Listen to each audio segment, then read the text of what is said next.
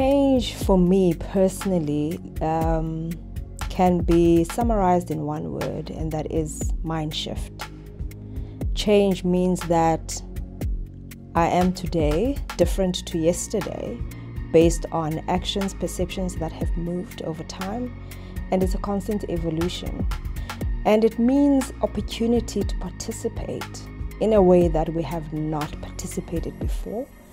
And what is important to capture is that that participation is not a handout, but it is an opportunity to engage, to innovate, to contribute, and to add value.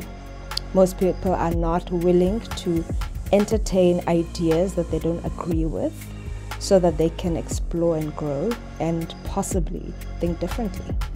And therefore, that becomes a limiting factor for growth and for persons to just learn from each other and impact and influence on each other on a level that is not superficial, but is also not completely understood, but to explore. The world has become smaller, so the injustice that I would see in a world today is somebody that has not been given an opportunity to dream big.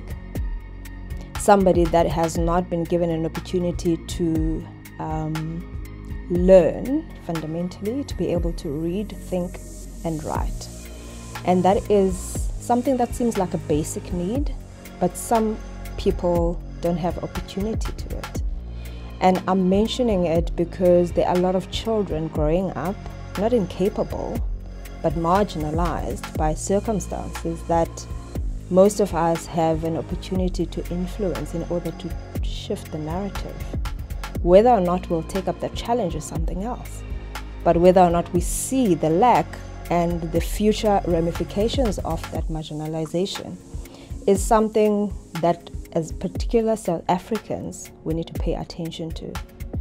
If I could personally do something, I will have a magic wand with a bottomless pit of money that could finance a high-tech schooling system within the communities, one that gets a child in, welcomes them into the environment, and lets them forget about where they're coming from momentarily, but to also unleash them to explore what they could become.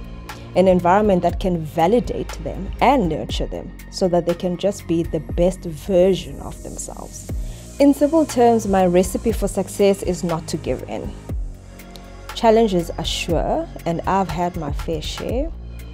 I think my firstborn daughter was highly premature at 26 weeks, and it is an experience that some people never want to wish upon anyone. When your child is in between life or death, 50% chance either way, you sober up, you know what is important, and you go forward fearlessly. So what it does for the soul, you come out of the situation a completely different person with a perspective that nobody can take away from you. And therefore, the way you channel yourself forward is far different and diverse than what you were before. Don't be afraid of fear, embrace it, because it is there to shape and grow us. It's not the enemy, but it's how you perceive it. And that has motivated me in many instances in life. Now, my husband is my greatest cheerleader. I think when I was studying my postgraduate, when I didn't make it the first time, I didn't know what other option is there until he explored me moving 1,000 kilometers from where I'm staying, go start in res with 21-year-olds while I was 31, be in class and relive an experience of being a full-time student with a high toxic level of fear of failure. So that really pushed me. And when I came out of that year successful, I knew that there was nothing I could face forward that I was not prepared for. Never let your designation be the limiting factor for your ambition, because your ambition can never be contained in a single designation.